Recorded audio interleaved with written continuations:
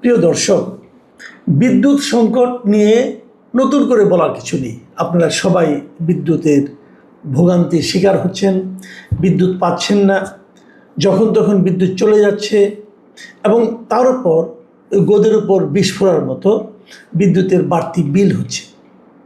এটা নিয়ে গতকালকে আমি আলোচনা করেছি এবং আমার মতো করে কথা বলেছি। সব কথা বলা হয়তো সম্ভব হয় নাই, কিছু জায়গায় বাকি ছিল, কিন্তু সেটাও বড় কথা নয়। কেউ কেউ আমাকে বলেছেন যে আপনি তো কেবল সমালোচনা করেন, কোনো পরামর্শ তো দিচ্ছেন না, কী করতে হবে সেটা তো বলছেন না। দেখুন, আমি একটা কথা বলতে অনেকেই পারে। আপনি আজকে বলেন একটা কথা, আমি একটা কথা বলি, একটা পরামর্শ দিই, তখন আবার বলবে কি লোকে জানেন, ওই বড় বড় কথা বসে বসে বলাই যায়, করে দেখান। তো আমি করে দেখাবো কীভাবে? আমি তো করে দেখাতে পারবো না। যারা করবেন তারাই করবেন। আমরা বলতে পারি। আমরা বেসিক্যালি যে কাজটা আমি যেটা করি সেটা হলো গিয়ে সমস্যাটা কোথায় আমি দেখি সেটা আমি আইডেন্টিফাই করি। সমাধান করার দায়িত্ব আপনাদের। তারপরও সাধারণ মানুষ হিসেবে আমাদের কিছু কিন্তু পরামর্শ আছে। আজকে সেরকম দু একটা প্রসঙ্গ নিয়ে আমি একটু কথা বলতে চাই। তার আগে আমি বলে নিই, আজকে আমাদের বিদ্যুৎ মন্ত্রী যিনি আছেন ইকবাল হাসান মাহমুদ টুকু, তার একটা অবস্থান আমার কাছে পছন্দ হয়েছে। সেটা কী অবস্থান? ওনার অসহায়ত্ব। উনি যে অসহায় হয়েছেন এটা উনি আজ প্রকাশ করেছেন।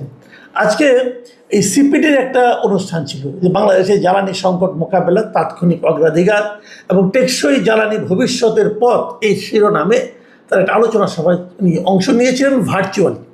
সরাসরি যাননি, ভার্চুয়ালি নিয়েছেন। এবং ভার্চুয়ালি অংশ নিয়ে তিনি কি বলেছেন সেটা আপনাদেরকে আমি একটু বলতে চাই। তিনি বলেছেন যে ওই যে একটা ভাসমান এলএনজি টার্মিনাল যেটা আছে সেটা নাকি নষ্ট হয়ে গেছে, মেরামত করা হচ্ছে। সেটা মেরামত না হওয়া পর্যন্ত অপেক্ষা করা ছাড়া আর কোনো উপায় নেই। এটা ওনার সরাসরি আত্মসমর্পণ, যে আমার ভাই কিছু করার নাই, ওটা মেরামত করতে হবে, সে পর্যন্ত আমাকে অপেক্ষা করতে হবে। আরেকটা কথা বলেছেন, আর এ পর্যন্ত কী করতে হবে? আপাতত লোডশেডিং ব্যবস্থাপনা করতে হবে। মানে আমার যে বিদ্যুৎ কম আছে, প্রায় 3000 মেগাওয়াট বিদ্যুৎ আসলে প্রতিদিন ঘাটতি হচ্ছে। এটা হিউজ একটা অ্যামাউন্ট। এই 3000 মেগাওয়াট বিদ্যুতের ঘাটতি যেটা আছে, সেই ঘাটতিটাকে আমাকে ম্যানেজ করতে হবে, ম্যানেজমেন্ট করতে হবে। মানে এক জায়গায় 2000 গ্রাম অঞ্চলে 2000 মেগাওয়াট কমাই দিলাম, শহর অঞ্চলে কিছু দিলাম, আবার ঢাকা শহরে আরও কম দিলাম, এরকম করে করে যে ম্যানেজ করা হয়, মানে বিভিন্ন কোথায় কতটুকু প্রয়োজন, এইভাবে এটাকে ম্যানেজ করতে হবে। এই ম্যানেজ করা ছাড়া আমার কাছে আর কোনো উপায় নেই। এটা হলো ওনার একদম সরল আত্মসমর্পণ। যেমন উনি ওনার ভাষায় যদি আমি বলি, উনি কী বলেছেন আসলে হুবহু আমি একটা পত্রিকা পেলাম, সেখানে বলা হচ্ছে, উনি বলেছেন যে এটুকুই বলতে চাই, উই আর ওয়ার্কিং। এই ক্রাইসিসের সময় আসলে এখন আমার কিছু করার নাই, কারণ এখন আমি গ্যাসও উত্তোলন করতে পারবো না, বা উইদাউট FSRU আমার যে গ্যাস আছে সেটাও নামাতে পারবো না। মানে ওই টার্মিনালের মাধ্যমে যে নামাবে সেটাও সে পারতেছে না, ওটাকে মেরামত না করা পর্যন্ত কিছু করা যাবে না। এই মানে ওনার এই আত্মসমর্পণটা আমার ভালো লাগছে, কারণ উনি তো যা বাস্তবতা তাই তো বলবেন। কিন্তু আমার প্রশ্নটা হলো, ওই যে বলছেন যে লোডশেডিং ব্যবস্থাপনা, মানে লোডশেডিং ম্যানেজমেন্ট, এটা আমার কাছে খুব গুরুত্বপূর্ণ মনে হয়েছে। আপনি লোডশেডিংটা কীভাবে ম্যানেজ করবেন, মানে কাকে কাকে কমাবেন, কাকে কতটুকু কমাবেন, কাকে কতটুকু অন্ধকারে রাখবেন, এই সিদ্ধান্তটা আপনি নিন। আমি আপনার কাছে বলবো যে, যেমন ধরেন কিছু কিছু এলাকায় একেবারে লোডশেডিং দেওয়া হয় না, মানে ওখানে বিদ্যুৎ বাদ দেওয়া, যেমন কোনটা, যেমন ধরো হাসপাতাল, এটা একটি জরুরি ব্যবস্থাপনা।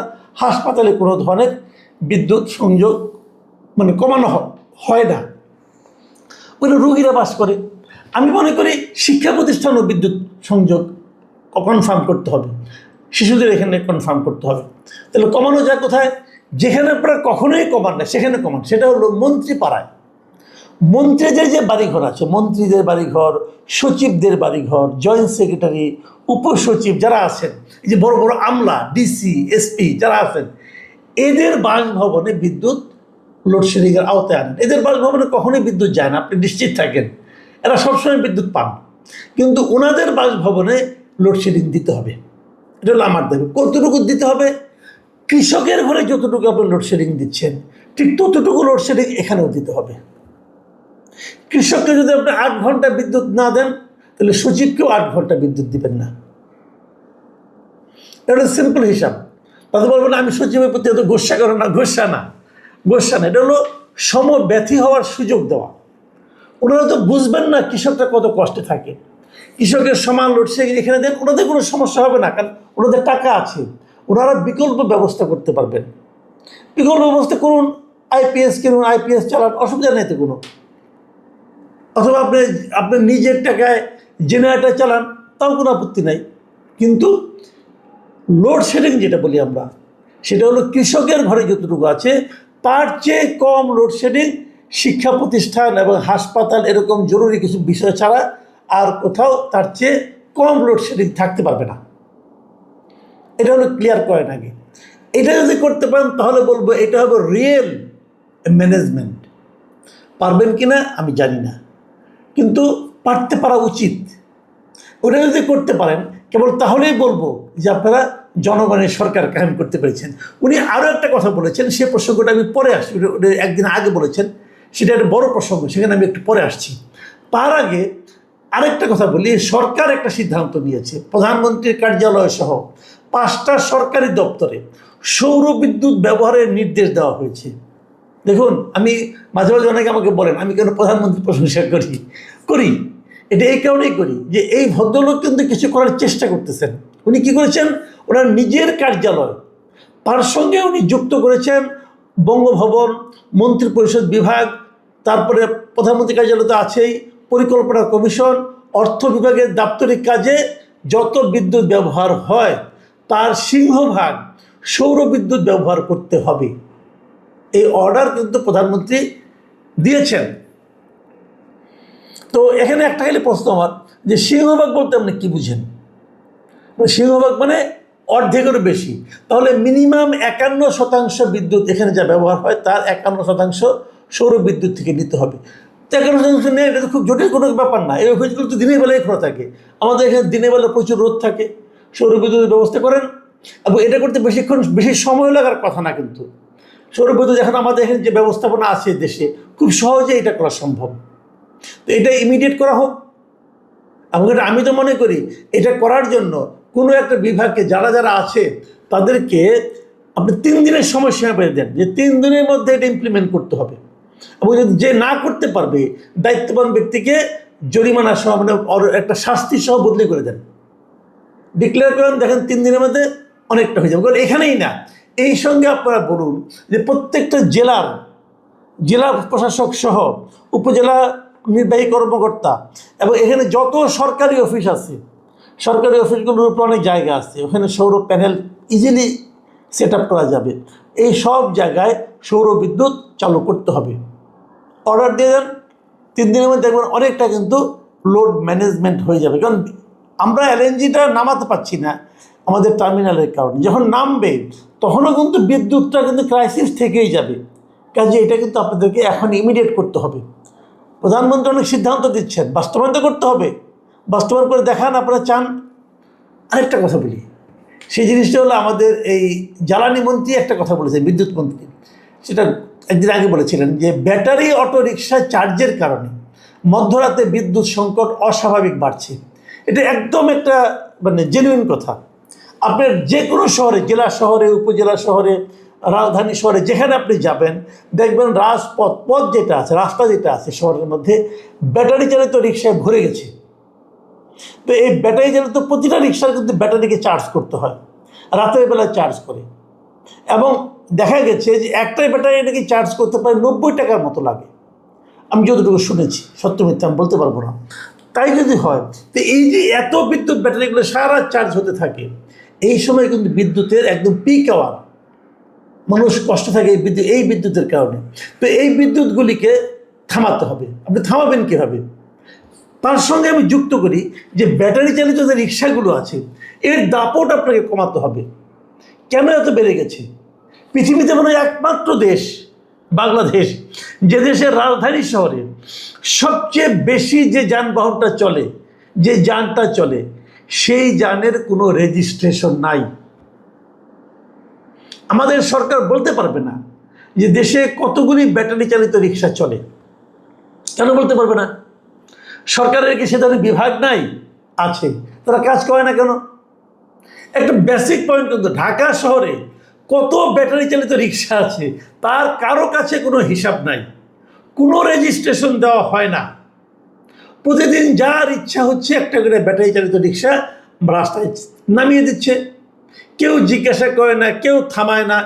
এই যে বিষয়টা, এটা যতক্ষণ পর্যন্ত আপনি কনফার্ম করতে না পারবেন ততক্ষণ আইনে শাসন কায়েম করতে পারবেন বলেন?